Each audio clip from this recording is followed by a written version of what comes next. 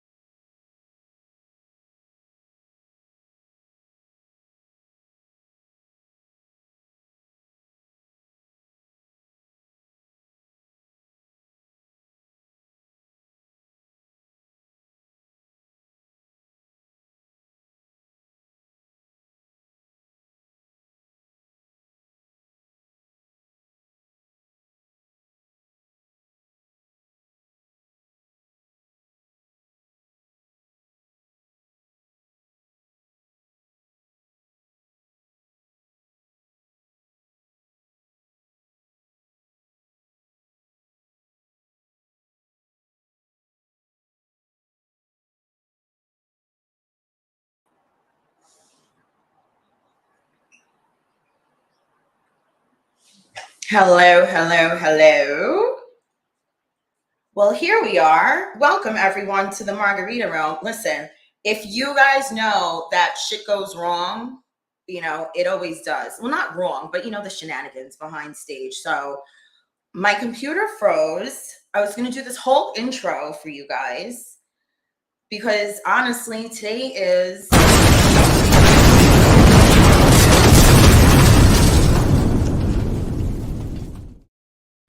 Hey Maisha, come on over.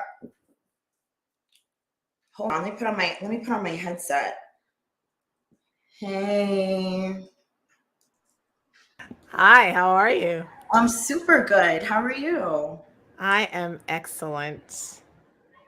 So, like I said, so we had this whole plan, right, that we discussed literally 2 seconds before we got on air, right, of what's going to happen. And literally everything the opposite happened. We're going to do That's how it goes. That's how it goes. We're going to do the bomb. We're going to do a song. We're going to be fucking fabulous. Hey, everyone. How is everyone? Let's do another year.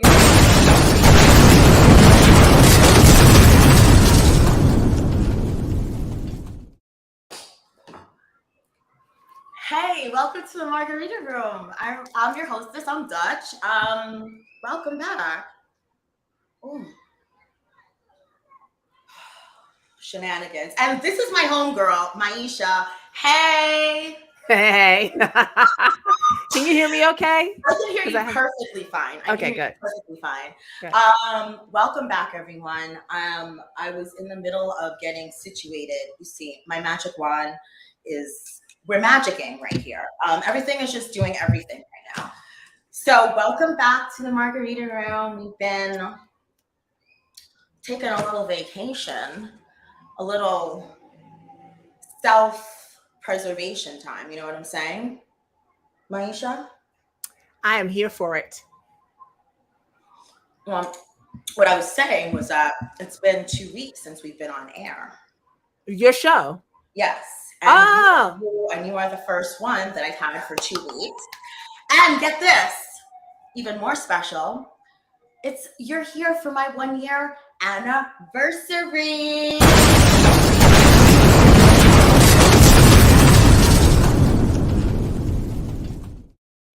That's right, y'all. What today is? It's my anniversary. So it's my anniversary, 1-year anniversary for the Margarita Room. Can you believe it? I love it. I love the name. Thank you so much. Yeah, that name. It was a room in one of my old homes that I drank lots of margaritas in. Let's leave it at that. Welcome back, everyone. I'm your hostess, Dutch. That's Maisha. You can reach her at sensual.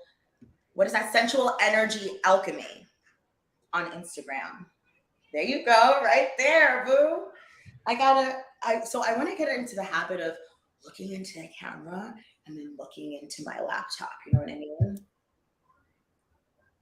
I healthy balance. I'm just in the one place. I'm just in the one place. So how's not your quite week that been tech going? savvy. Me either. How's your week been going? I know it's only Tuesday, but My week has been fantabulous. I rode this wonderful wave of like frustration and fuckness yesterday that ended and culminated in me just feeling like very orgasmic and relaxed, rolled into today where I was feeling really spicy. Like I woke up like I would like some dick today. wow. That's how I woke up. That's how.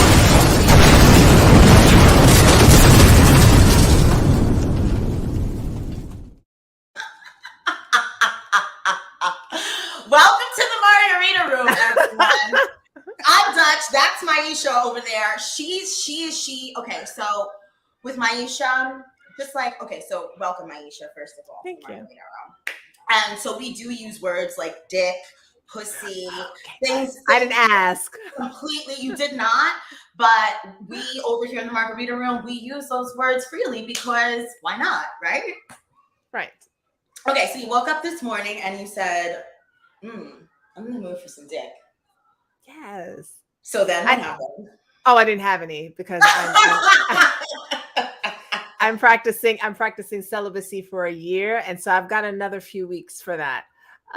But I used that energy. I just used it today. I'm sitting next to, I made some body butters. I was doing it on Instagram. Yeah. Right? I took all of that energy and like transformed it into some creative things instead.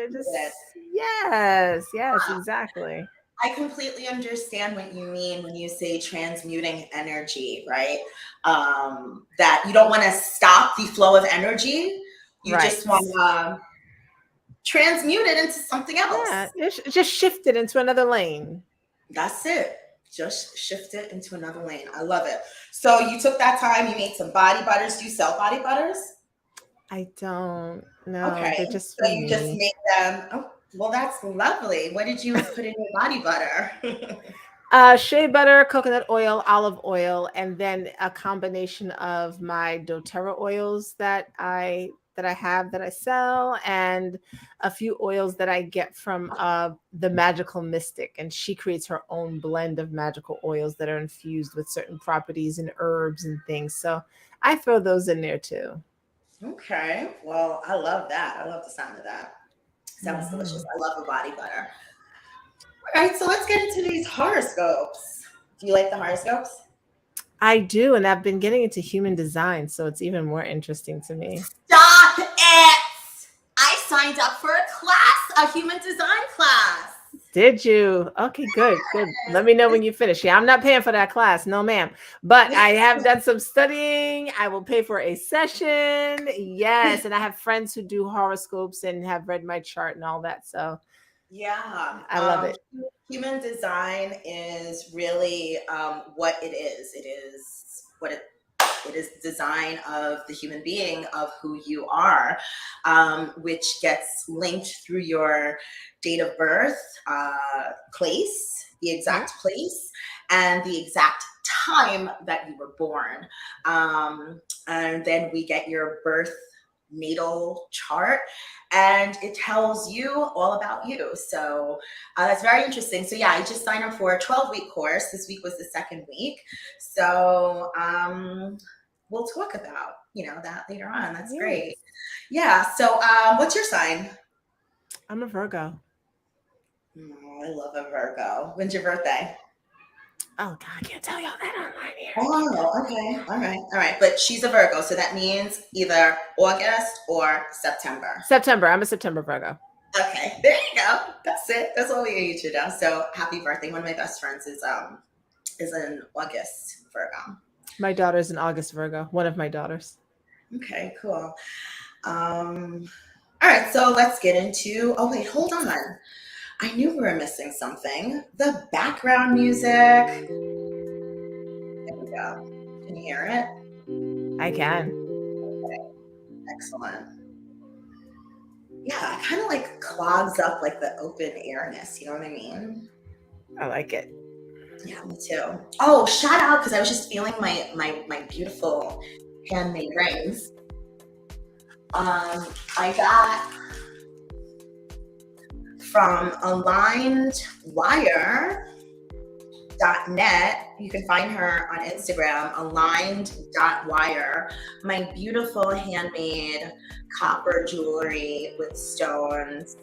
Head over to aligned.wire on Instagram so you can get all your gemstones, handmade jewelry, my necklace. The sister's name is, what is her name? Starts with an M. But she's from Queens. Shout out to Queens Village. Head over to aligned.wire on Instagram. Got my stuff. Love it. Thank you. Black female owned. Hey, Aries. Try to seek freedom and new experiences today, Aries. This is an important time for you to spread your wings and explore. Keep in mind that something or someone may be working to restrain you emotionally. An opposing force is promoting war while you insist on keeping things peaceful. Perhaps there's an important lesson you need to learn. Be more assertive in your actions and don't let people walk all over you. Wow. What do you got to say about that? I can't imagine Aries allowing anyone to walk all over them. Yeah. Me either. Well, actually, I do know a couple of docile Aries. But most of the Aries that I do know definitely do not let anyone walk over them. But, I guess it's what you consider walking over, you know what I mean? So, yeah. And who it is, you know what I mean? Because sometimes, you know what I'm saying? So, Aries, listen, be more assertive, boo, okay? Do you? Hey, Taurus. How you doing, Taurus? If people insist on having things their own way, let them, Taurus. Fighting isn't going to do any good. This kind of reaction will only cause more tension between you and the other person involved. Approaching the situation with a hostile attitude will most likely result in a lose-lose situation. If arguments do occur, try not to take things personally. Try your hardest to stick with the facts. What do you think about that one? Sounds like Taurus. Stubborn, right? Yep, that sounds like Taurus. Stubborn. Yeah. And it's easy to, when you get into an argument with someone, to get off track of what the issue at hand is, because then, things might be compiled. Oh, well, you did this last week and 3 years ago. You know what I'm saying? And then it's just the whole mishmash of bullshit. So, make love, not war, Taurus. Make love, not war, Taurus. They make great love. Do they? They do. I don't know if... I have no idea. Hey, Taurus. All right, next up. Hey, Gemini. How are you, Gemini? So listen, today, Gemini, suddenly you found your energy again. Your energy is oiled up and ready to go. Put yourself in high gear and don't let anything stand in your way. If disagreements with others arise, try to keep focused on the lessons that come from the situation instead of dwelling on the negative aspects. Take things to a higher level and don't be afraid to suggest radical change. Ooh. Now, I love this for many reasons. One, I'm a Gemini moon. Okay. And I've had, up until very recently, a love-hate relationship. Well, like a love-hate relationship with Geminis. I hate Geminis. Anyway, but I've let that go. And this radical change at the end of this is so confirming. I pulled the radical rebirth card in Mbuya Nehanda, the goddess of radical change. So, and rebirth. So this is completely making sense to me. Hey, Cancer. It's still Cancer season, everyone. Can you believe it? It is. Do you know and love a Cancer? I do. Cancers and I get along very well. Yeah, likewise. I love a Cancer. So my dad's birthday was July 5th. Happy belated birthday, Dad. Love you. And y'all know my nephew, Logan, he's turning 3 on Thursday. Can you believe that? I can't believe that. You know, he gets a year bond for that because honestly, who thought that he's going to be freaking 3? He was just...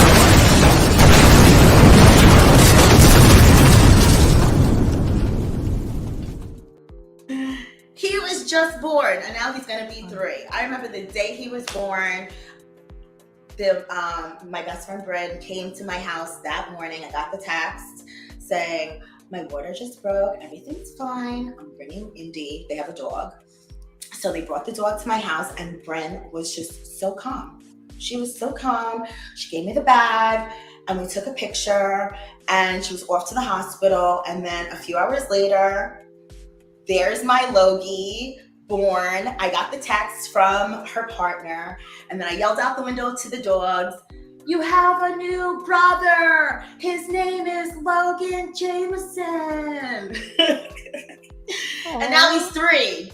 Go figure. It's crazy. Happy birthday. Yeah, happy birthday, Logie. I love you. I love you. So you may be a bit daunted by the frenzy of energy present in the air today, Cancer. Try not to get thrown off balance by others who may be more abrasive than usual. Use this as a time to release for yourself. By letting others open up the cold, hard truth to you, you have the opportunity to let out your own truth as well. Unexpected events are likely to come on the scene. Wow, that was just a lot. Telling your own truth takes so much courage. To make a statement in something that you believe in, whether or not how ridiculous it may sound, that takes a lot of courage, you know, to tell other people. So stick to your truth. And Bryn, my best friend, she got me a picture that says, what does it say? Stay true to you, right? Speak your truth. So, hey, Leo. Don't be surprised. Oh, and I'm a Leo rising, so let's pay attention. Do you know your rising? Virgo. Ooh, so you're a Virgo sun and Virgo rising? Yes, I am. Wow, what's your moon? Sagittarius. Oh, wow. Sagittarius still, oh, wow, okay. Hey, Leo. Don't be surprised if unexpected actions from others give your heart a jolt today, Leo. You could find that a strong force of erratic energy affects your emotions. No kidding. It's working to stir things up quite a bit. Use your beliefs and morals as guideposts to help you navigate difficult waters.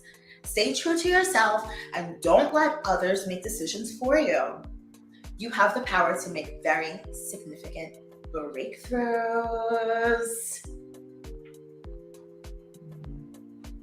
Totally. It's always within you, right? That's what that tells me. Absolutely. Right? Like you hold the power. Yep. And isn't that one of your guides to coaching Sovereignty. people? Sovereignty. Always. You are always the authority. Mm-hmm.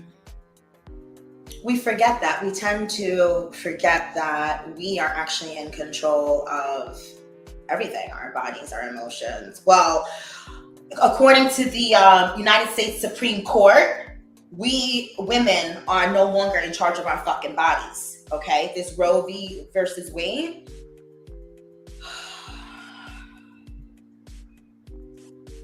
What do you think about that? I think that the verdict gives us an opportunity to show exactly how powerful we are and how we've always been able to determine what we do with our bodies. Mm-hmm. The government can never actually tell us what to do. We've always had ways of doing things long before somebody said it was okay. We've been mixing herbs and doing all kinds of things. Yeah, the midwives knew, the doulas knew, the witches knew. Yeah.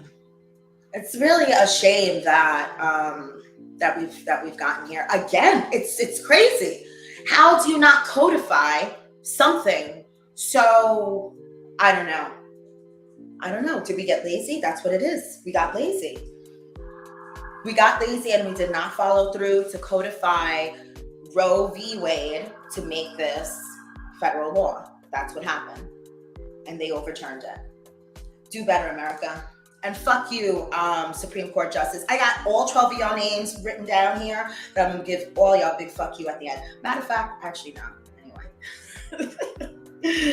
That gets me fired up. You know what I'm saying? Like, what the fuck? Hey, Virgo. Here you go, Maisha. Hey.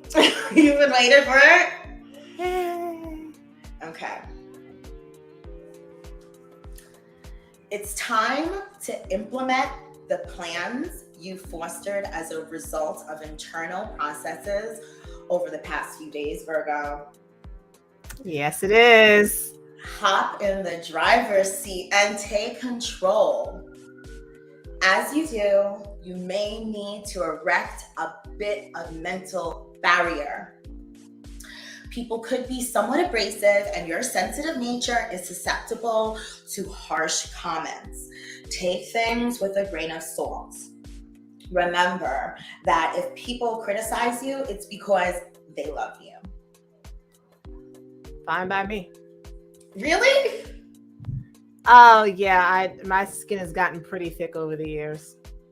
That's amazing. Oh God, my computer just froze. I hope we're not going to cut off. Can you hear me still? I can. Okay, great. My computer froze and I can't get back to the horoscope. Or can I see you? But it's okay. Oh.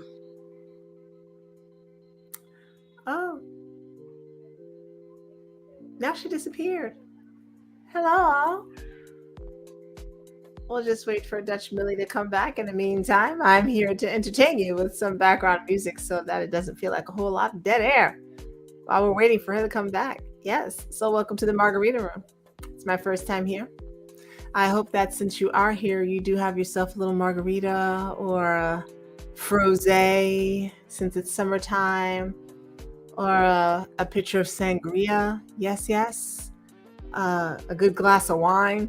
Or maybe you're just like me and you got some sparkling water. Shout out to Perrier. Not product placement really, because I'm not getting paid, but it's what's good. So we'll just wait for Dutch to head back on. And shout out to those of you watching the replay, who came in and caught this later on. Hey! I was just doing some little commercial for you while Thank you. Yeah, you're welcome. Wait, so what were you telling the folks? I was saying, welcome to the Margarita Room. I hope you've got a margarita with you, or a frosé, or some sangria, maybe some Perrier here, Saying shout out to the folks watching the replay of the thing, Oh, welcome. Yeah. Welcome. Well, thanks for holding me down, sis. You're welcome. I don't know. I guess I gotta update my shit because I don't know what's going on. A lot of janky shit going on over here. Listen, hey Libra. Listen, your mood should be quite good today, Libra.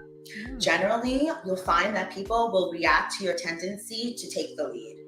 Keep in mind that this also indicates that they'll probably be more likely to fight back. You may have the tendency to lean forward the bizarre and unconventional. The route to take today is the one that fosters diversity and revolutionary thinking. Be a pioneer in every situation. I love that, right? I like it. Us women, hold on, let me scroll this thing that I have, the divine feminine across the bottom, because not for nothing, this is the mood it's seeing right now, right? Like revolution, revolutionary, revolutionize, raise the fuck up. That's what it's saying right now in the atmosphere. What do you think, Maisha? I think that there's a time to return to some balance. I think that when women realize how powerful we are, balance will be restored in the world. It's not really up to the men to give it to us. It's up to us to understand who we are and to step into our rightful place. Exactly. And then it'll balance itself out when we do that. Exactly. And that's where the revolutionary, the revolution comes from. When we restart and remember who we are, because it's literally, it's been stripped of us. Absolutely. Our feminine has been stripped of us by having to life, right? Having to life. So, just our everyday work in the workplace, having to be more assertive because it's all right. So we haven't. It's like YouTube wants us to have intimate time together. I think that's what it is. It's like YouTube wants us to connect with each other on a deeper level, just you and I. Yes. So hi, how are you doing? If you didn't catch it, my name is Maisha. I am the sensual energy alchemist, and I coach women who are ready to release stress and overwhelm, tap into their sensual feminine power, and create lives filled with pleasure, play, and ease.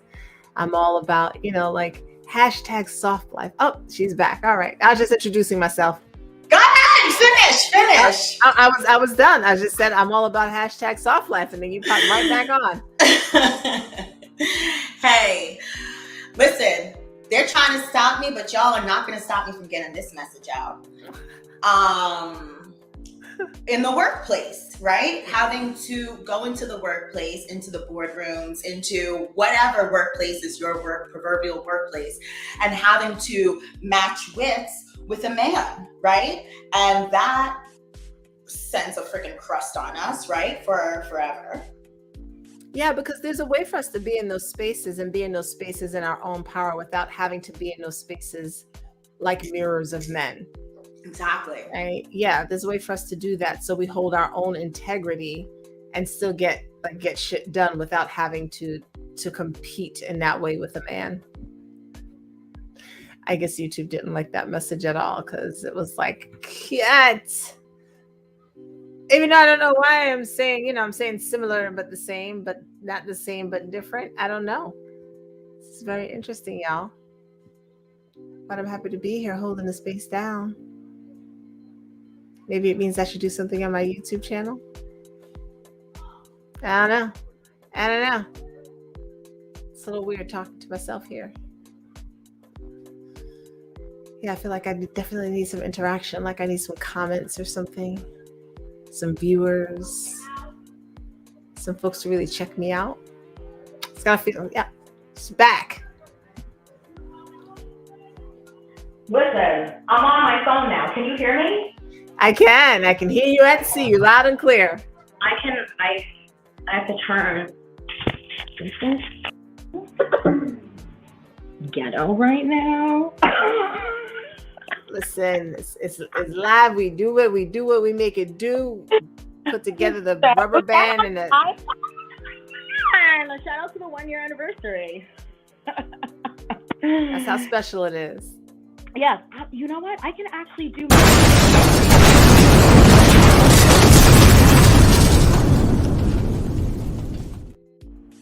I can do my sound effects from my phone. Yes. Okay, awesome. I'm sorry. Go ahead. So you said I was saying yes. So we don't have to compete with men. We can be who we are. They can be who they are, and it just flows. I completely agree with you. And unfortunately, you know how that goes. All right, moving along. Who were we? We just did Libra, right? Libra. We're up to Sagittarius. We just did Libra. I just said Libra. Okay. Let me go back on the computer. Here we go. So we just did Libra. That sign is up now. Scorpio. My sign. Do you know any Scorpios? Several.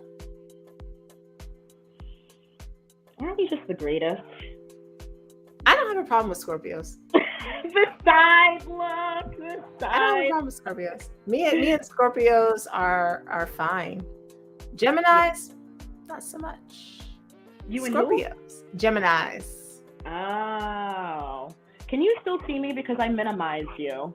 No, you're black. I mean, stay black, but I mean your screen is black. Okay, but you can still hear me though. Absolutely I can.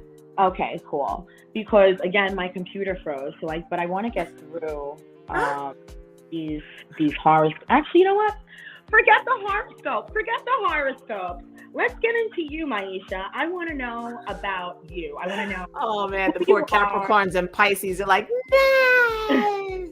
Listen, I'll post it later, but I don't know what's going on with the internet connections over in the secret location that I'm at, but we got to do something about it. You heard what I'm saying? Y'all got to do something about this internet over here.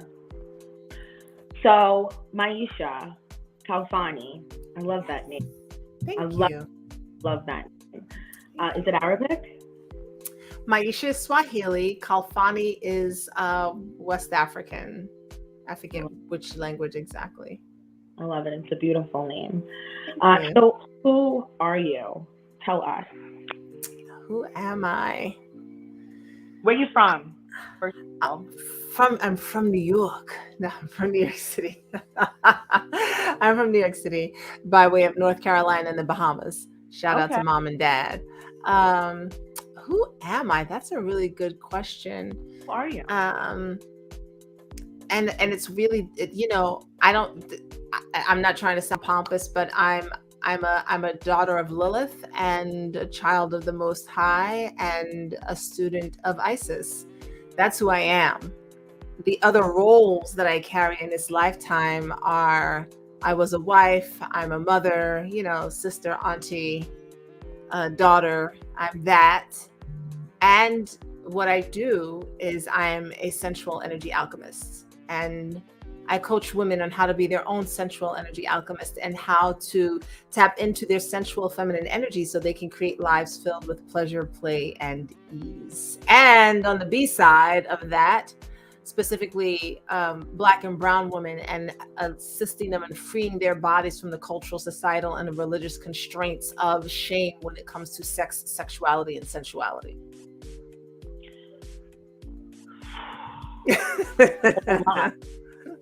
No, that was a whole lot that you just said there. Yeah. You know what I'm saying? That's a whole lot. Yeah. The first part. The first part, daughter of Lilith. Shout out to it. But what you do for a living, you are a coach for specifically Black and brown.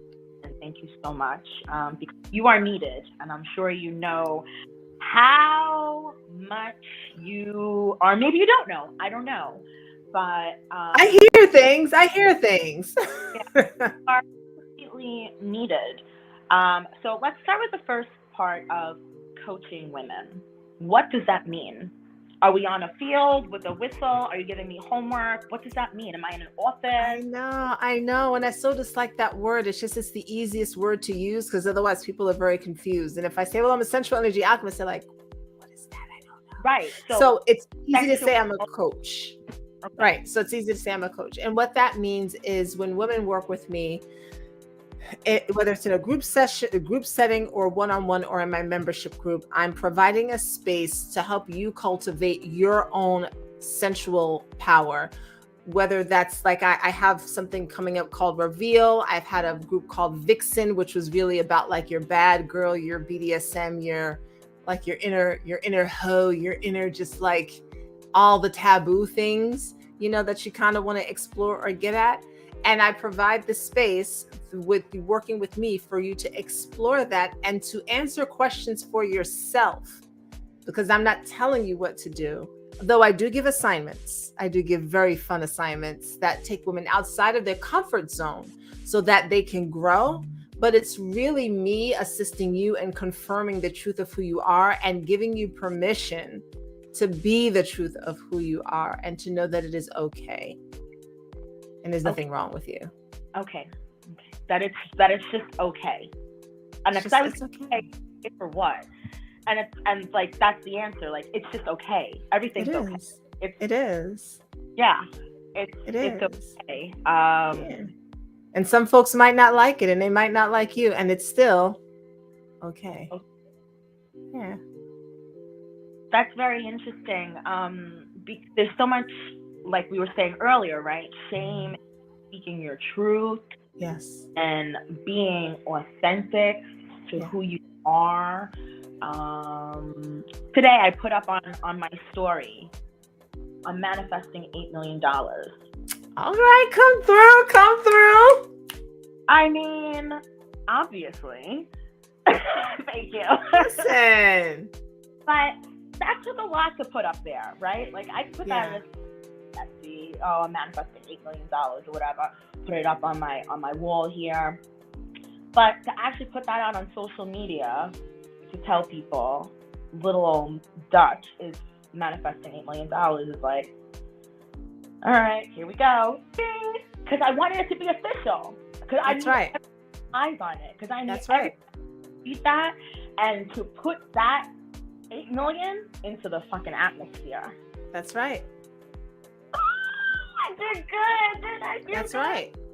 It does. It's scary, right? Because it's like somebody might be like, did you get to that $8 million yet? And you're like, no, I got to 1 million. And it's like, see, I knew you were going to get to that 8. It's like, but I got to 1 million. Mm-hmm. Which means I can get 7 more. Where did you get to? You said 7 more. That is so interesting that you said 7 more. Oh. I asked one yesterday. How much you manifesting? And this person, I said, how much you got to add to my 8? And this person said, 7 million. You just received some confirmation. That's all that is. Confirmation. You see what I'm saying? When you come over to the margarita room, just things, just patience, of all types of shit over. Confirmation. You heard that? Y'all heard? Okay. All right. I just want to make sure, because when it happens, I just, want to make sure. But it's recorded. It's right here. Totally. Okay, so you coach women. Basically, how you just gave me props and hyped me up in my own thoughts, right? Right. That gave me more motivation to be like, go do your shit. Get your shit off, sis. Do what you do. That's right. That was magical. Thanks. That's what coaches do. Wow. Okay, so who is your typical? Is there a typical client that comes to you for coaching? Yes. So are these different things? Okay, so that's the coaching aspect, right? That the motivation, how you help people get to their own conclusions based on shit that's already inside of them. Yes. Through questions, through homework, Mm-hmm. Crying involved? Is who involved? Crying. Crying? Crying. Oh, absolutely. Yeah. Releasing of things, realization of things. Oh, yes. Purging of old belief systems. Oh, yes. Ooh, that one. Absolutely. So I do meditation journeys. Well, with the group Sovereignty, I've done meditation journeys with them.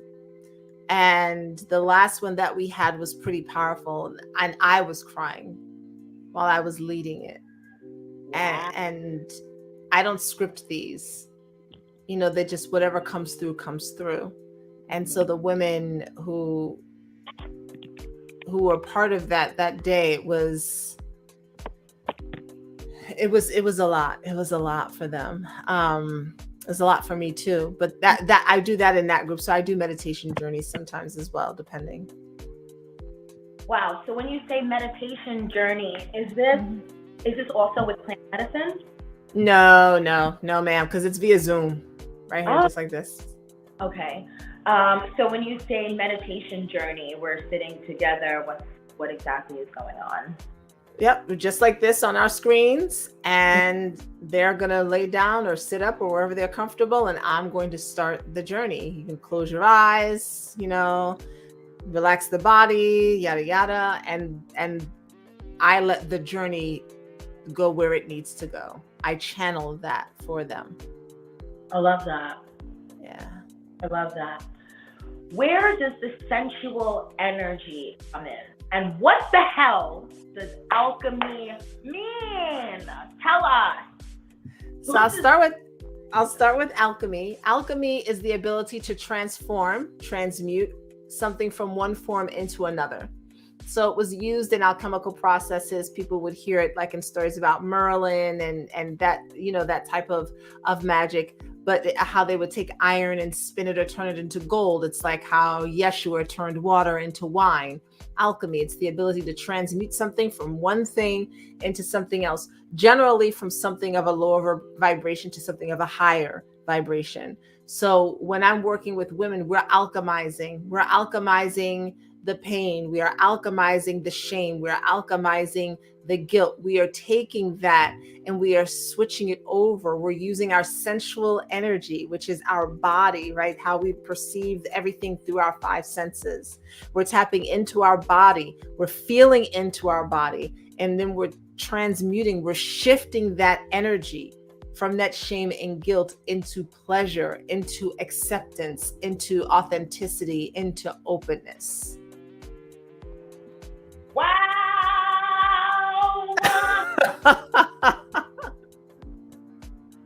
Fucking wow! Fucking wow!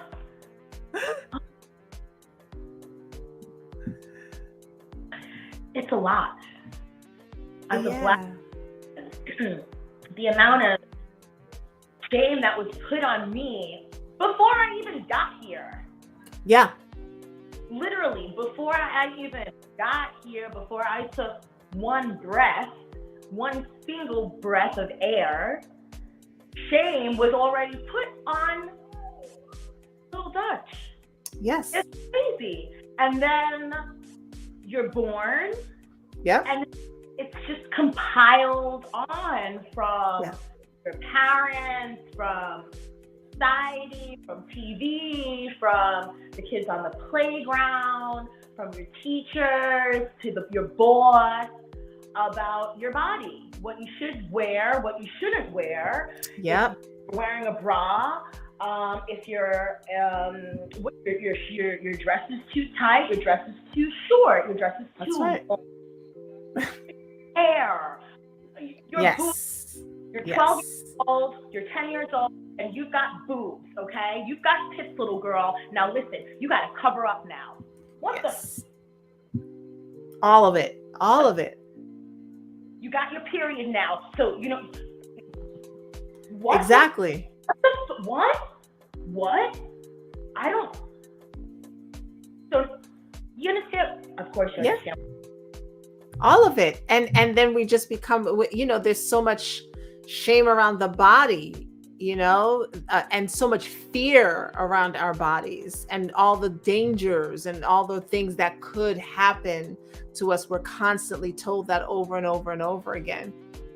It causes us to have these tight little ways of expression where we're not completely even in our body, because we can't be. This thing is dangerous that we're in, like I said, is the message we're given. So then we're not feeling all of our emotions, we're not feeling all of our feelings, and this then can translate into fibroids and cysts and PCOS and fibromyalgia and all kinds of other things, because the energy is stagnant in our body and we don't even know that it's stagnant, and we don't know how to get it out.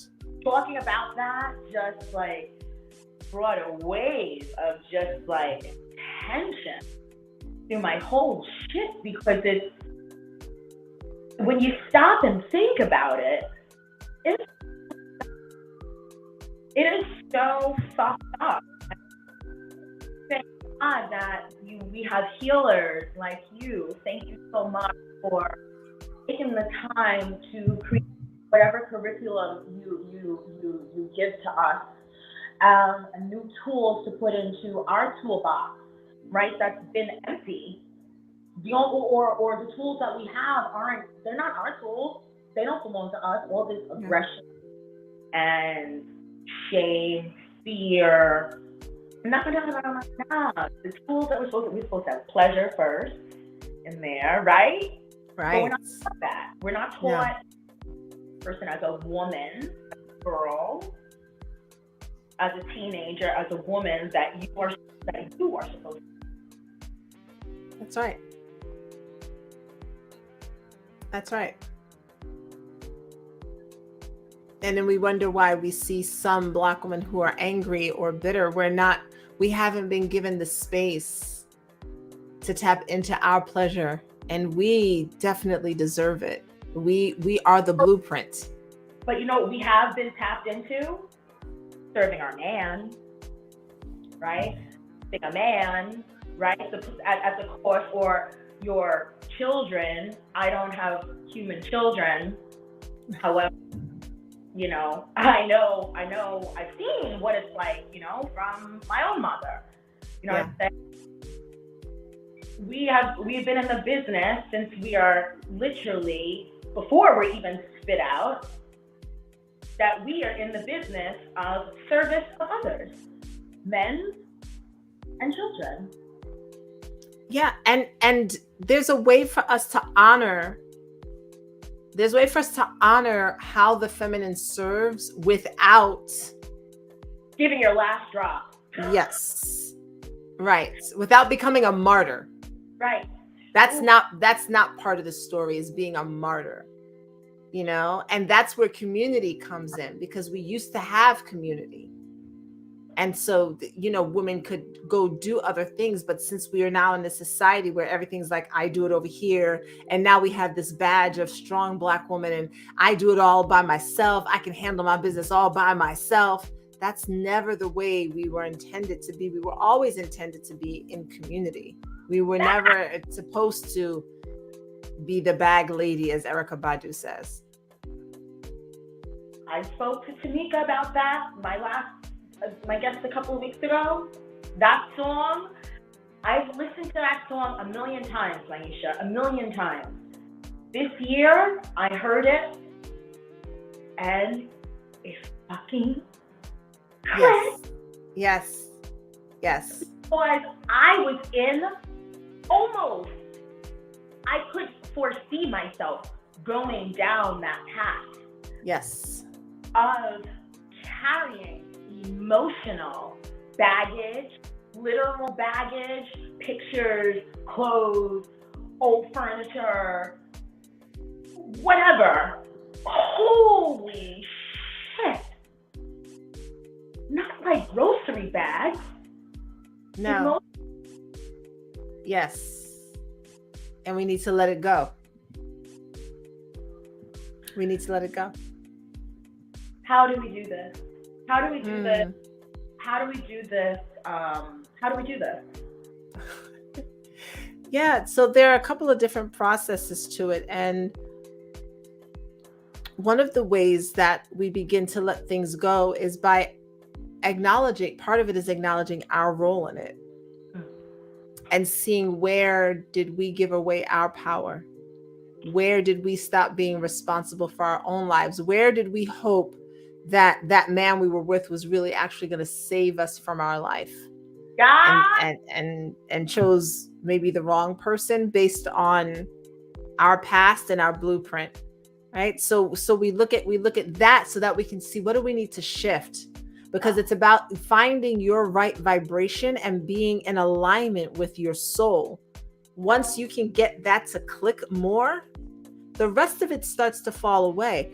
But also part of the practicality of it is, yes, there's journaling, and yes, there's meditation, and yes, there's masturbation for sure. I incorporate that. I want the women I work with that, self-pleasure. It's one of the things I ask on the forums when you book a call with me. Do you have a self-pleasure practice, and what does it look like? And most of the women say no. Really? They do not have a self-pleasure practice. Okay. And I'm not against toys, but what I see is that women don't have a self-pleasure practice, but what they'll do is they'll pull out a toy for all of 20 seconds. And that's not helpful. First of all, you're not getting in touch with your body that way. You're just going for the quick hit. Right. Right, Because that's what we need. Or no, that's not what we need. That's not what we need. We need to get fully in touch with the body. So there are women who I've assigned them self-pleasure for 30 minutes, and that's been a lot. It's a lot to touch your body for 30 minutes. Yes. That is a whole lot. I know I touch my body in the shower. When I get out of the shower. For sure. Yeah, but no, I'm talking about get you some candles, set the mood, put on something nice that you like. Okay. Right? Start with a feather or something else and really just examine your skin. Like, look at your fingerprints and your nails and really just examine your hands and look at your arm and just kind of like see what it feels like to run your hand up and down your arms. See what happens when you do it really slow. See what happens if you do it fast. Or see if you do it soft, or if you're really, doing a little rougher on your arms. See what the sensations feel like. Every inch of your body, all of it. Not going straight for the clit, but really taking time and then seeing where it feels, which sensation feels uncomfortable. Why? Why do we go straight to the clit? Because it's easy. We're looking for the instant gratification, the quick high. And sometimes that's okay. I mean, come on. Like, look, every time I lay down, we ain't doing an hour, okay? Sometimes you just need to be, and that's cool. But if that's all the time, there's an avoidance, right? And for some women, there's an avoidance. Now, for women who've experienced like sexual abuse or sexual assault, we go very gently. I don't want you touching your genitals at all, because you need to feel safe in your body first. And part of it is, as Black women, we don't feel safe, understandably so, just through society and our ancestry and our lineage and what we're still experiencing. A lot of us don't feel safe in our body. And if we don't feel safe, we're not going to open up. I agree. So, being safe, usually we think like in public, right? Around other people. Right. However, you're talking about starting within, feeling safe from within. That is so profound, because we walk around in this skin every day, and I boil it down to, you don't have the courage to look at yourself. You don't have the courage to look at yourself in the face, literally in the eyes, like, oh shit, I do look like so and so. I do look like my mother. I do look like whatever. Or touch your body, touch your breast, touch anything, touch your freaking toes. You know what I'm saying? Some women hate feet, hate toes, won't even look at this, and it's like, this is your beautiful, beautiful, beautiful. I've never looked at their pussy ever, or never looked at their pussy, or their face in the mirror. Right. Or never looked at their pussy. How about that? Never looking at their pussy. A woman.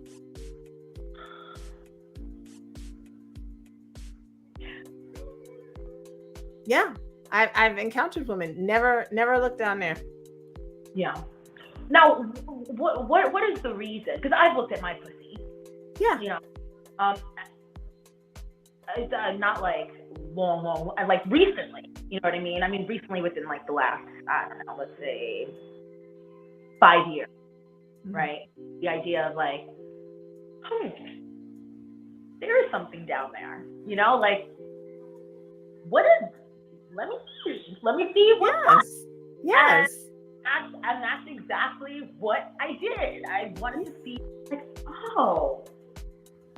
that's what I feel. That's interesting. That's what that looks like. You know what I'm saying? Like,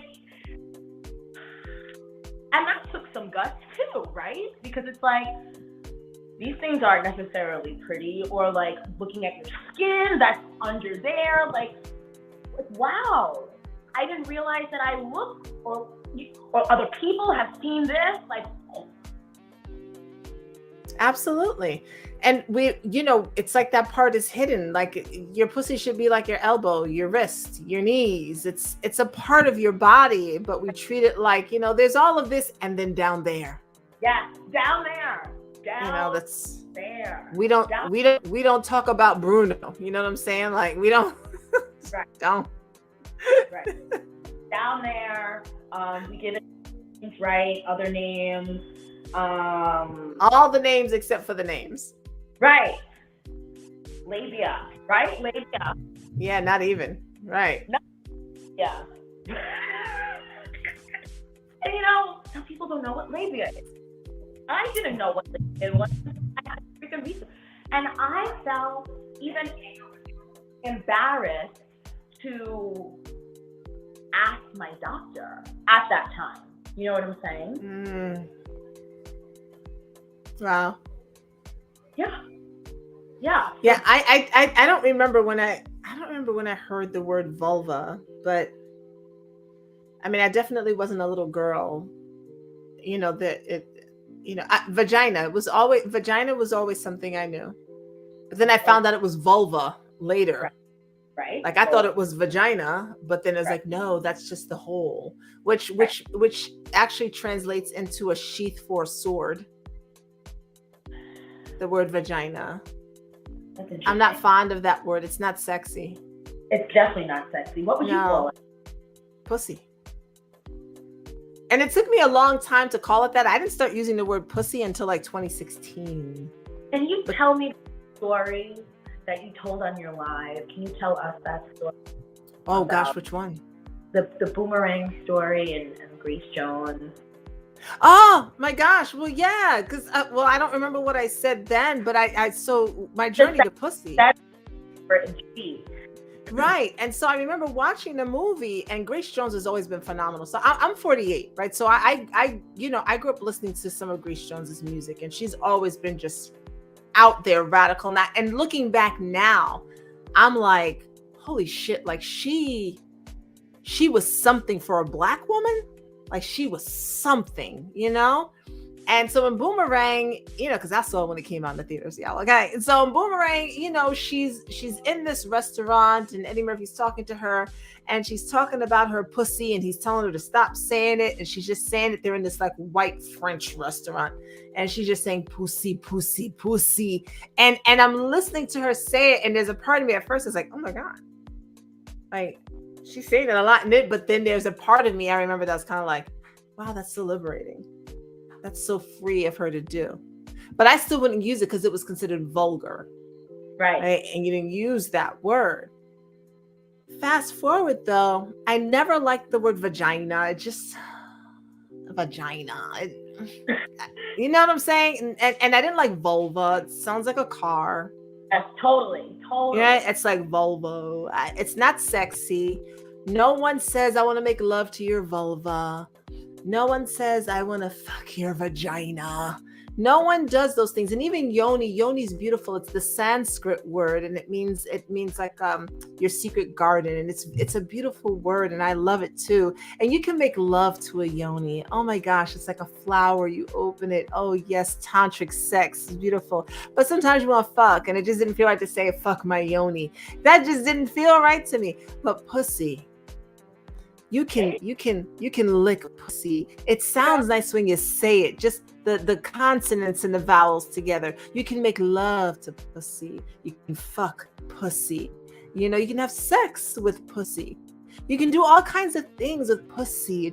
It feels feminine. It's just pussy. It's just like how Grace Jones was saying. It just rolls up. Vagina and vulva. The vulva. They got too many consonants. It's too sharp. It's sharp. Pussy is soft. Pussy's soft. Like you don't say. It's not like soft vagina, soft vulva, but soft pussy feels like velvet, like a pillow. There you go. Yeah. I like that word. I like that word. So you help women transmute that shame, all the negative stuff. Don't want to stop the energy, right? Ever. Right. Just want to. Right. That's right. Lash dragging it. Yes. Want to? Well, yes. Lash drag. Sorry, it's all the movies for me, but yes. I was picturing like a ball, like a purple ball. Yeah.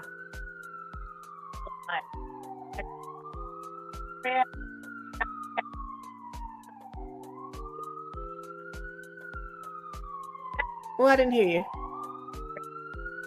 I didn't hear what you just said. Like the last 10 seconds. Yeah.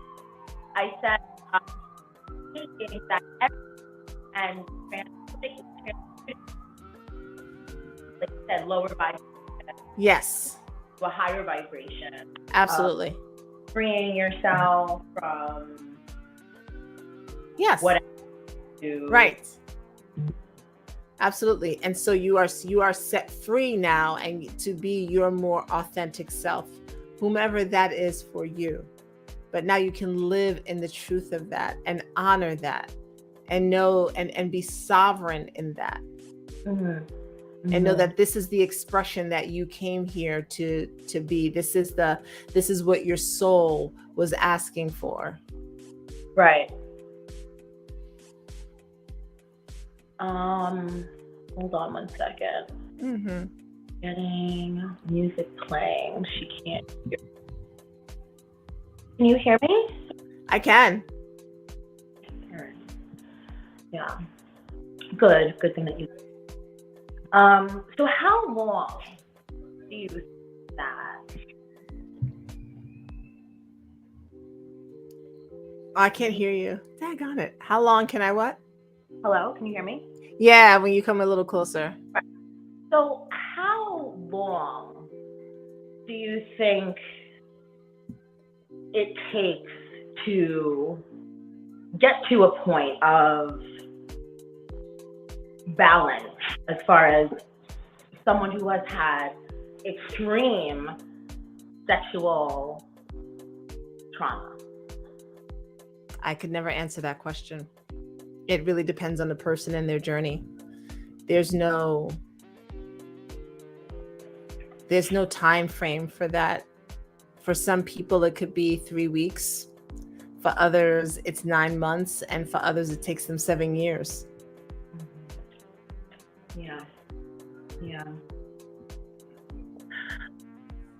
The first step is to acknowledge, right? Like right. You said, is to acknowledge that, hey, something's a little off. Something's wrong. You know? Yes. And so say that I'm not okay. Something's yes. wrong. Need help. Help me, please.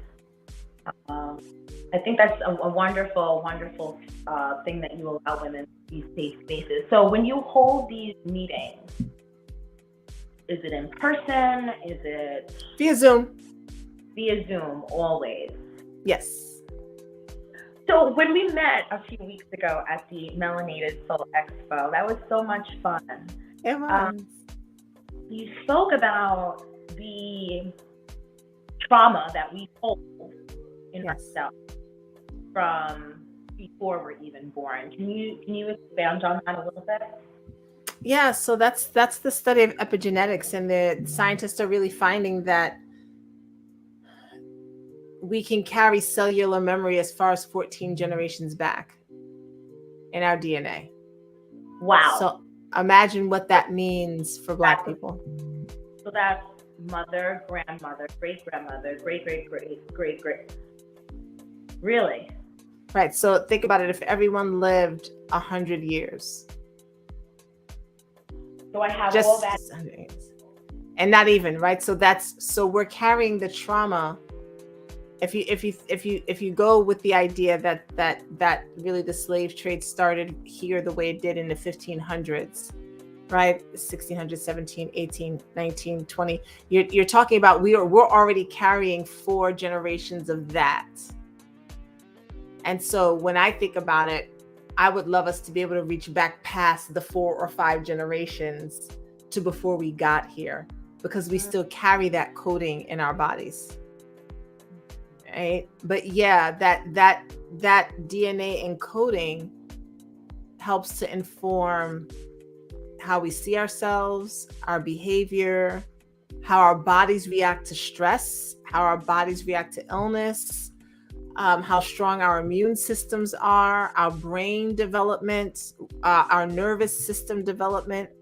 All of that plays a part in who we are currently in 2022.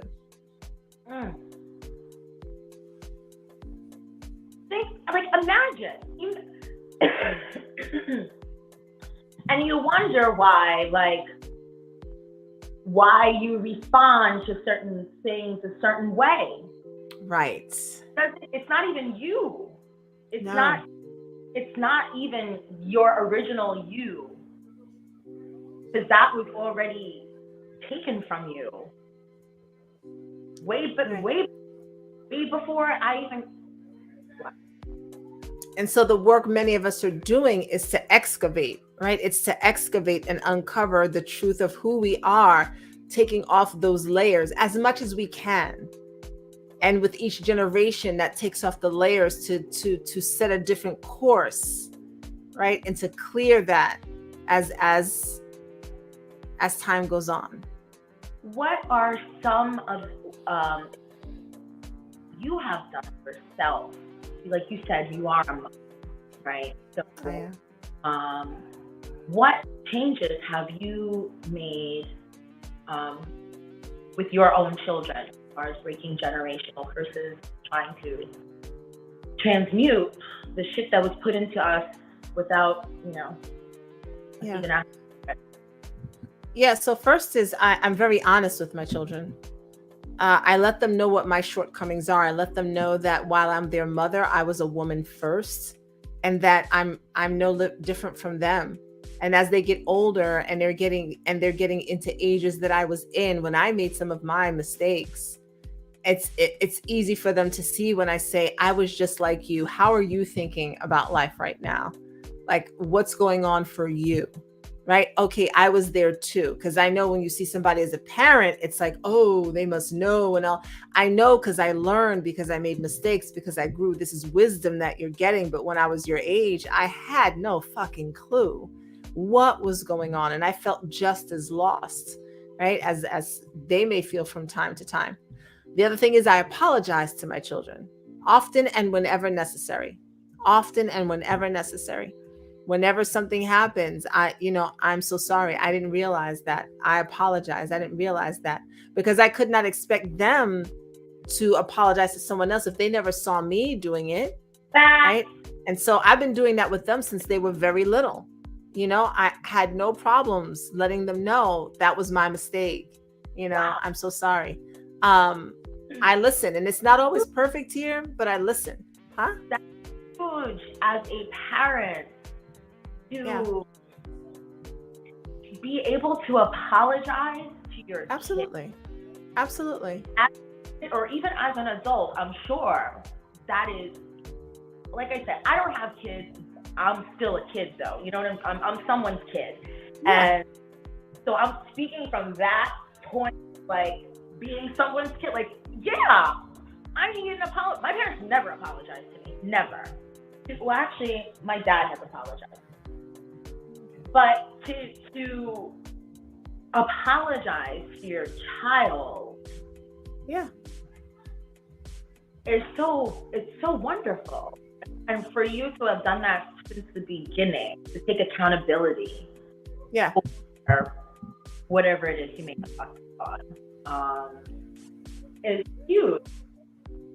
So, okay, so that's definitely one curse breaking, being apologetic to your kids, right? Because usually parents are, I'm the parent, I said so. Oh yeah, no, it's none of that. Okay. It was never any of that because I'm the parent or because I said so. It was always lots of explanation. It was always lots of discussion. I tried to tell them yes often. I know their parents are like, you better hear from me because the world is hard. The world is always going to tell you no. And I told them the world's going to tell you no a lot. So let me be the person to tell you yes. Right. And so I told them yes a lot. But because I've done that, when I say no, they know it must be something serious. Like if I'm like, you know what, that's really a no. And it's not even a question. They trust it because I'm usually like, sure, it's okay. We'll figure it out. Right. Right. So they trust that knowing. You're the second parent to actually no, not even the second parent, second woman to say that just in general, right? This person wasn't even, she doesn't have kids, but said that I say yes so often that when I say no, it's for a fucking reason. Mm-hmm. Absolutely. And like me, I say yes. I say yes all the time. All the time. Up until recently, when I started taking my power back and realizing that I do have control. Like I don't have to feel bad. I shouldn't have to feel obligated to do this. If I feel any tinge of in my stomach, the answer is no. And it's like, wow, I should have been doing this a long time ago. I've been getting these feelings like my whole life, and always said yes. Always said right. Yes. Until recently. Mm. And when you say no after saying yes, people don't fucking like it. People don't. Yeah, they're accustomed to getting their way. Right. So that's like another component of dealing with self-awareness. Absolutely. That you actually got to walk the walk, and when you actually do walk the walk and stand in your shit, other people notice it, and they're either down with the cause or they're like, nah, that's too real over there, or that's too whatever. Right. Exactly. Weeds out folks quickly. I'm learning. I'm fucking learning. Learning. It's really quite amazing it makes me laugh to have a sense of freedom. And what you're giving to women, Black and brown women, is a sense of freedom, which is absolutely so important. Absolutely. We need it. We've been legally free, but we haven't yet been free. We still carry around the idea of being the ones who have to handle it all, to do it all, to make it all work. Never mind, I'll do it myself. We're still the ones who are dying. We're still dying sooner than we need to die. And it's really just from the stress and overwhelm of trying to take care of everyone else, because we've been taught, like you were saying earlier, that like that's our job to take care of everyone else and not ourselves. And Right. that has to stop. Has to. We cannot give to anyone else if our cup is not full, and we have to fill up our cup. Yes. Because when our cup is full, everyone wins. Like literally. They do. Literally. They really do. When our cup is full, wins. A well-fucked woman, and not just sexually, but just with her own life, who's in her pleasure, who's doing the things that are agreeable with her. And that doesn't mean sometimes they don't have obligations, but there's a way to have an obligation without turning it into, oh, woe is me, my God, I can't believe I have to do this, right? So a well-fucked woman really sparks the world and shifts things. And it's interesting that you say literally and not literally, right? Right. That we've been taught. So let's bring in the sexual aspect of this sensual energy alchemy that we are doing here. So when we're talking about the sexual aspect, we are first talking about sex with ourselves. Yes? Yes.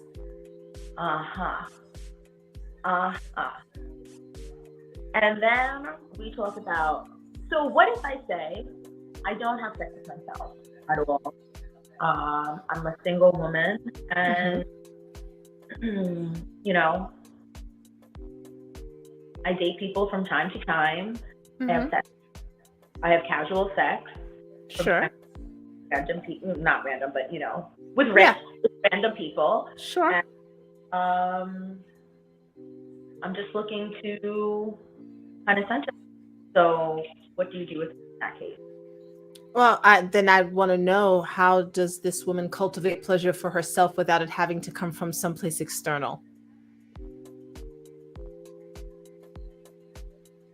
So even if it's a woman who's like, I could never masturbate, that's cool. I'm not forcing anyone to do anything with their body. No, this is not about that. How do you cultivate pleasure in your life outside of someone else providing it for you? There was something I wrote, and I post it every year because it's funny to see the responses, and it's women. Men are not responsible for your orgasms, because men are not responsible for our orgasms. The fact that there's an orgasm gap is not the fault of men, because men don't know women's bodies, but it's our body. And unless we are saying to him what we want, he's not going to know. So what the orgasm gap shows me is that we're relying on someone external to give us pleasure, but we're also not owning our pleasure and what we desire. Right? So now, what is that? Owning it. What does that? I'm sorry? What does that mean? We're not owning it. We're not owning our.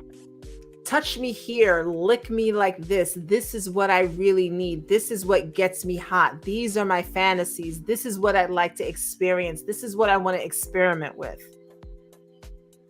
Y'all hear Own that? It. Do y'all hear that? Do you?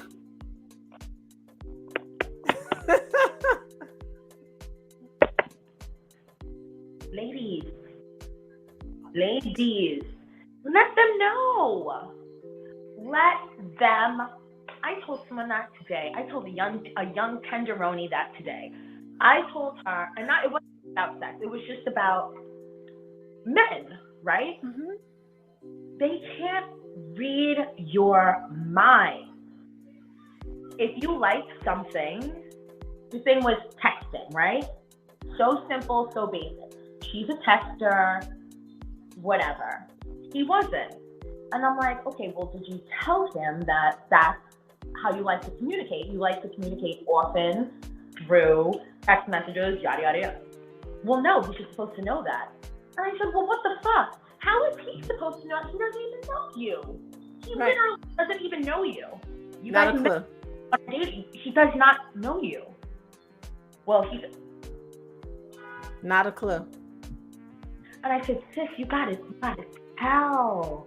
You gotta, first of all, I said, sis, first of all, what you gotta do is make a list of what you like, things that you like. And then once you know what you like, then you could tell someone else what you like.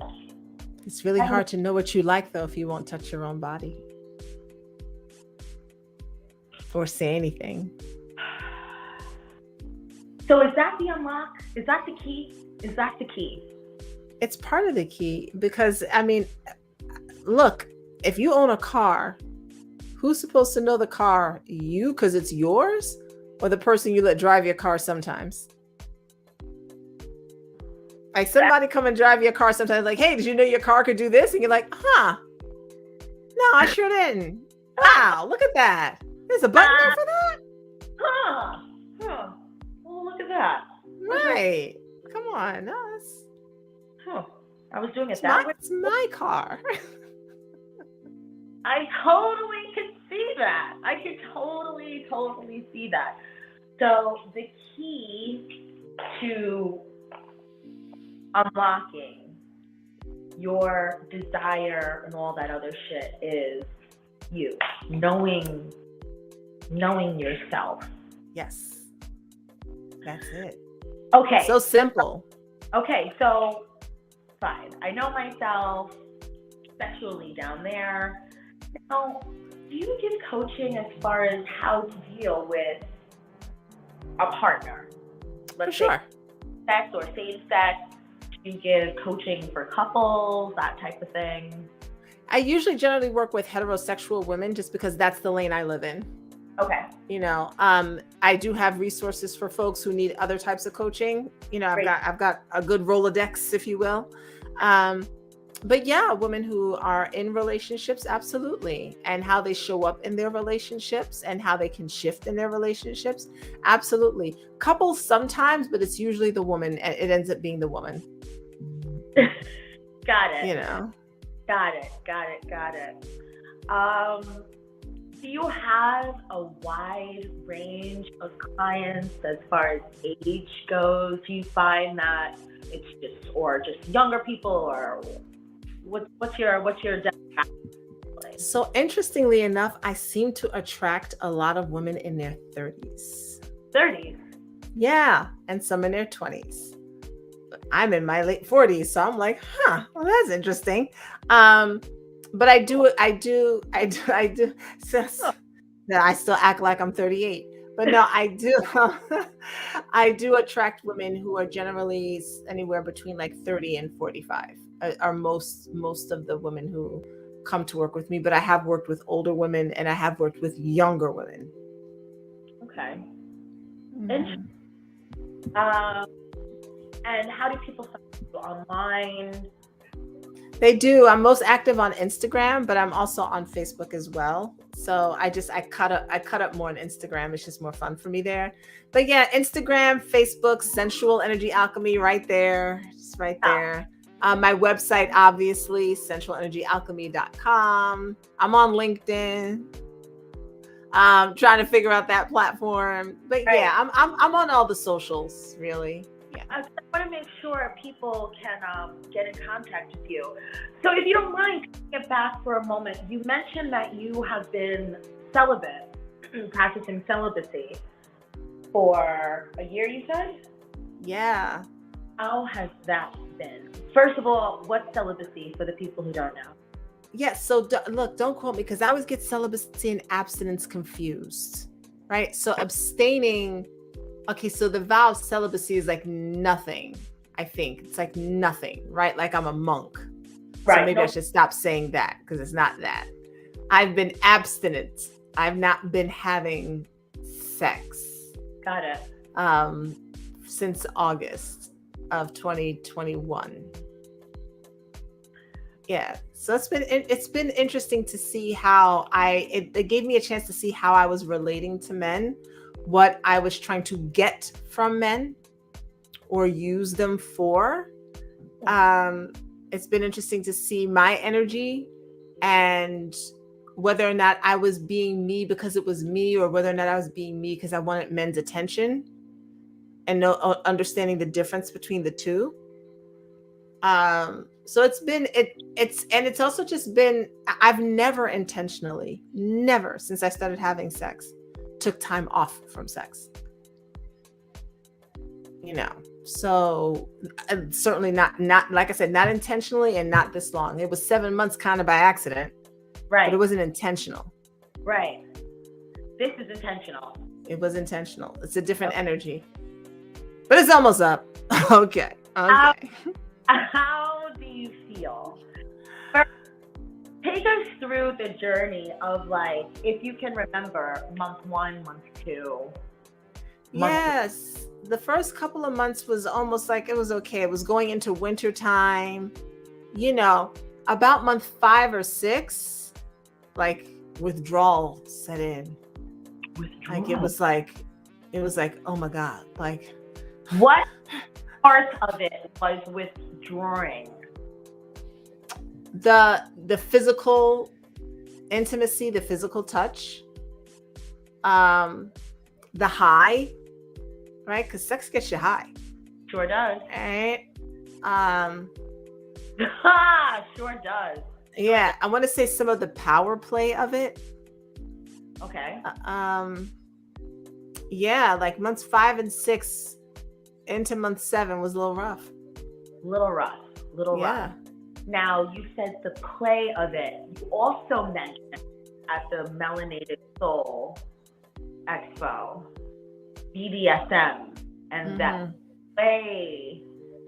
Woo! Talk to us about that. Yeah, I miss BDSM. Just the pandemic kind of messed me up there a little bit. So, but yeah, it's so much fun to me. It's a lot of fun. BDSM was part of what helped me reclaim some of my power, especially when it came to sex and not feeling like I had a voice. So it was this non-sexual, sensual act that actually helped me to feel more powerful when it came to sex and sensuality, because in BDSM, there's a lot of talking. There's a lot of communication. There's a lot of asking questions, right? With the right people. And there's, I get to say when it's too much. I get to say when I want more. And that put me in the driver's seat, where for a lot of women, we're not really in the driver's seat. We just kind of lay there and take it and let our bodies get flipped around. But we usually don't stop and say, no, wait, this position next. I'd like this one. Or I need a pillow under me because it kind of feels uncomfortable. I know I've had painful sex and not said anything because I don't want to hurt his feelings. I don't want to mess up the mood. So I'm just like, oh yeah, it's okay. Even though the angle was off. But, but when you're involved in the kink world, you need to be clear. And when you have the right person you're working with, they need you to be clear. And so that was the start of me learning to be really clear in my communication. And that translated into my relationships. It translated into my sex life. So it was really helpful for me getting into that world. Wow. BDSM stands for bond. BDSM, because the DS and the SM stands. So bondage, dominance, submission, sadism, masochism, slave, master, those types of roles. Got it. Where do you fall in along the line? Because like there's doms, right? Right. There's subs. Right. I'm both. I'm a switch. Switch. I watch Horrible Decisions, the podcast. With Weezy and yeah. Oh, you know about them? Great. So they talk a lot about the kink world, and yes, so I'm learning the terminology, and that it's literally a lifestyle. It is a lifestyle. Really, that's centered around consent first. Yes. Always always consent. Consent is paramount.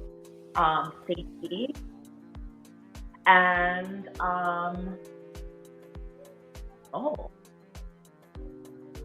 right? And Control. it can be, yes, absolutely.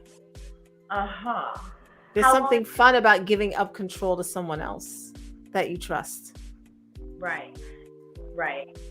So how did you get into that lifestyle? I've always been interested in it.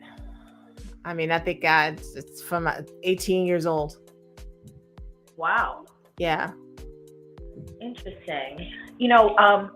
Usually when we hear kinky, BDSM, dominatrix, what do we think? Right? Automatically. That's why people stop. Yeah. No, it's not. It's not. It's not at all. Maisha is here to tell you. No, it's not. It's not. But I understand why we don't like it because, again, given our history in this country, depending on what you're doing in the kink world could mimic some things that could happen on a plantation. Correct. Right. And so it might not be for some of us because it could bring up some trauma. Again, we talked about epigenetics. It could bring up some things that's like, whoa, hey, you're not touching me like that.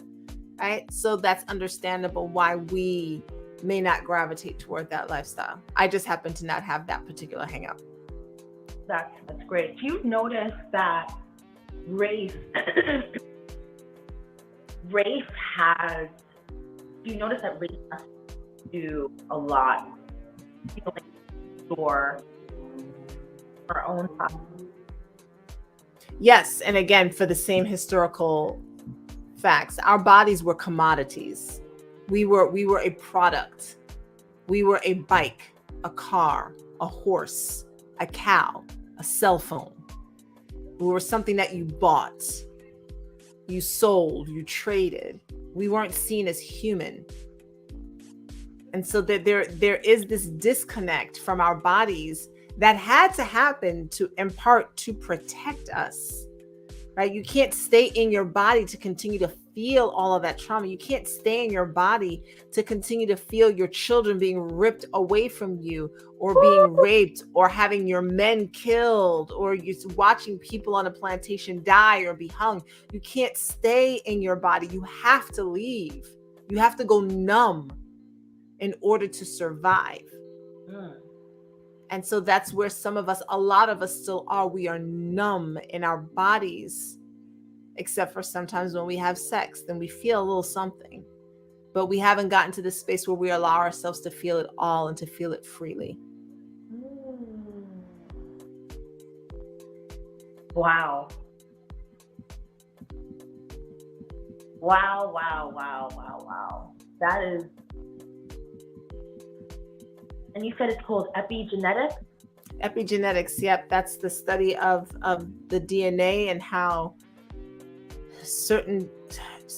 when someone encounters stress and their cortisol levels are high and the neurotransmitters in their brains are going overdrive and their pancreas is doing all kinds of things, right? The chemicals in the body are changing, right? Those chemicals are also in the eggs, in the sperm. The egg and the sperm come together with all of that happening. Woo! Right? Now it creates a baby. Baby comes into the world. Environment, circumstances activate the things that were in the sperm and the egg. And holy shit. Right. And you were in your grandmother's womb because the egg that created you was already in your mother while your mother was in your grandmother. So the part of you that's you was receiving messages through your mother's fetus from your grandmother as that egg was growing in the womb of your mother. Because, right, as females, we are born with all of our eggs. Yeah, see? Blew my mind too. And I was like, shit. To tell me that before I'm even thought of. Right. Before my mother is even thought of, her mother is carrying eggs with her mother's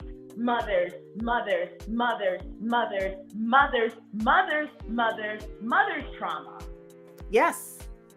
And my grandfather is carrying his father's trauma. Yes.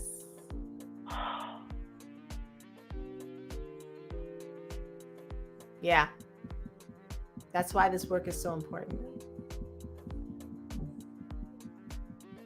That, honestly, the way that felt going through my body when you were saying it was so hurtful and scary.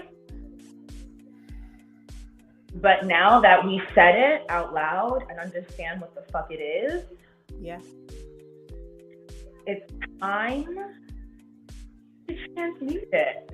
Right. But some people stay stuck in that, oh, that's scary. I can't deal with that. Because that was fucking scary. Yeah. It feels like so much. The wave was, yeah. I saw the wave coming and hitting me and like knocking me over. Yeah. Water passed and now I'm like, I'm okay. Yeah. All right. Now I know I gotta fucking bring it up next time. Right? That's right. Well, you just gave us a y'all on the replay.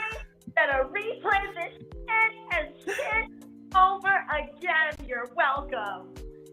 Maisha, that shit was just great. And then it all comes back to the pussy.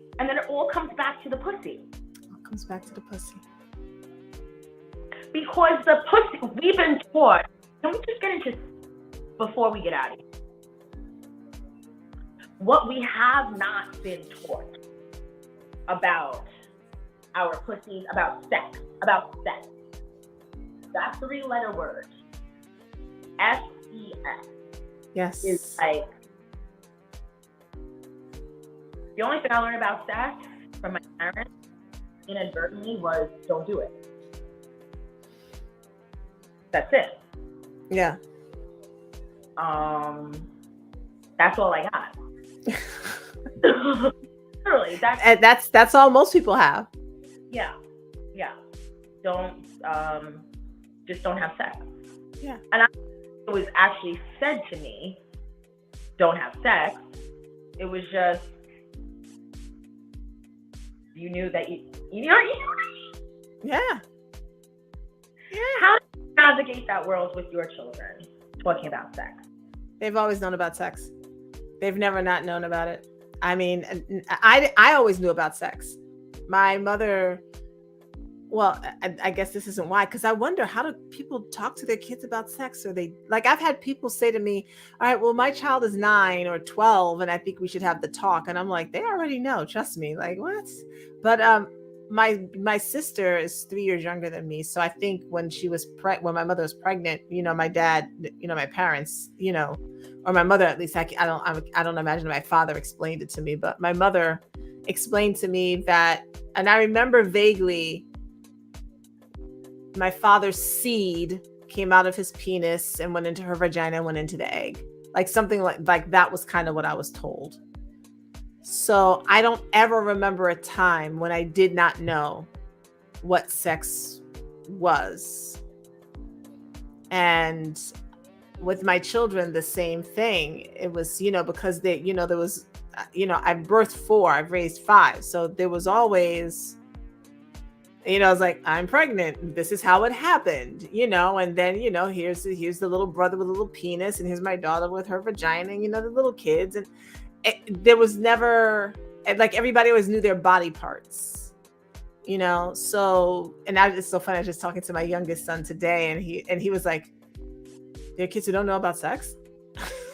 Like, yeah, everybody doesn't talk to their kids about sex. He's like, Why?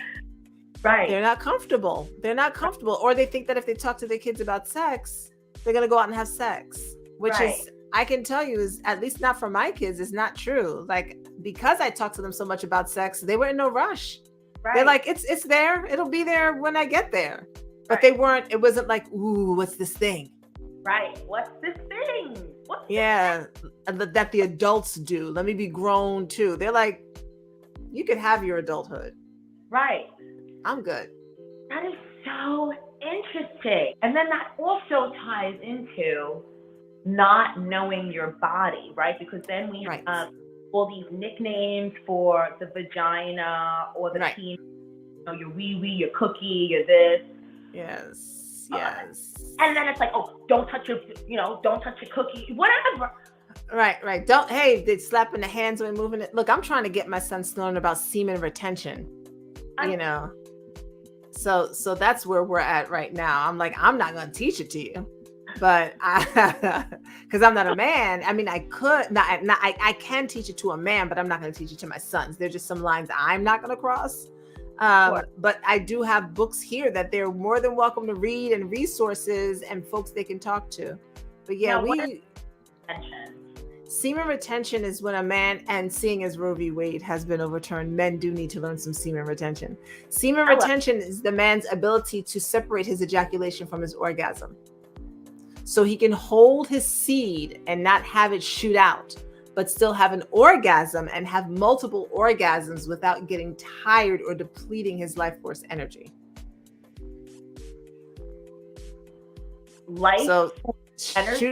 Shooting blanks, nothing in there.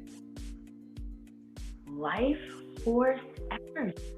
Yes, because when young men are constantly skeeting off, you know they have the energy for that. Look, but as they get older, especially past the age of 30, it takes the kidney. The kidneys are involved in the production of semen. Right. And there's also blood that's involved in the production of semen.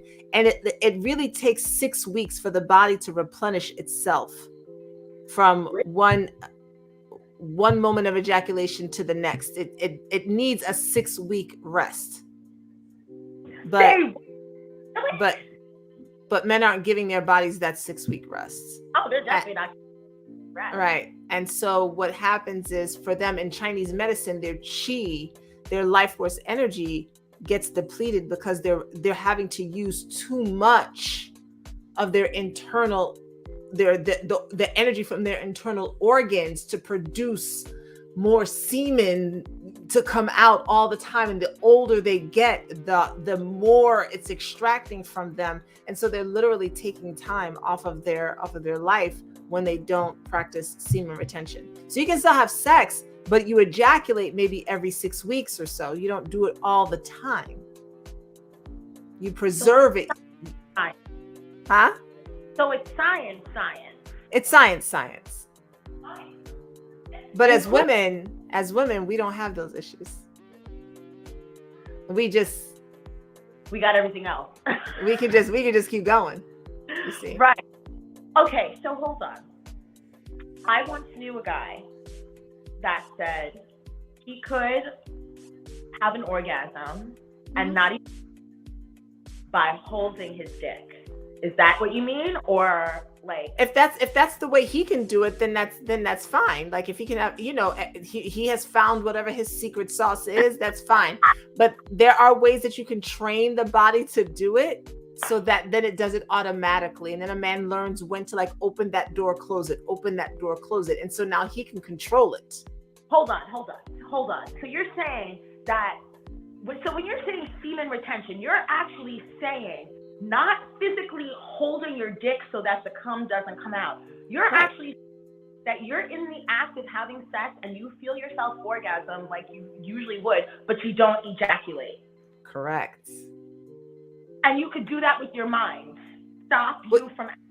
Yeah, you learn how to. There's a pressure point on your body. There's a process. It takes time. It takes practice. Science. Look it up. It's science. It takes practice, but yes, it can absolutely be done. And then a man can take that same energy and it goes back into his body to revitalize and strengthen his internal body. That's amazing. That's amazing. Y'all, you hear this on the replay? It's the kidneys, you said it's the kidneys going to making, like, really? This is science, y'all. You better look up semen retention. What is it called? Semen retention. Semen retention. Look it up, y'all. But us women, we are goddesses. We don't. Just keep going. We just keep going. We just keep going and going. Okay, so we're about to get out of here. Tell everyone. So you have a seminar of some type coming up. Tell us about Reveal. Yes. So Reveal is an introduction to your feminine power. And it's a primer, if you will, for women who are just coming into this work. And I usually don't have modules or anything like that, or like week 1, week 2, but I felt like this was necessary. So Reveal is 6 weeks plus 2 bonus sessions. And we are going over the history of goddess worship. So we're going back before the Abrahamic religions came in and said, your pussy is bad, hide it away. We're going to talk about what happened and the truth of the history of women before that time.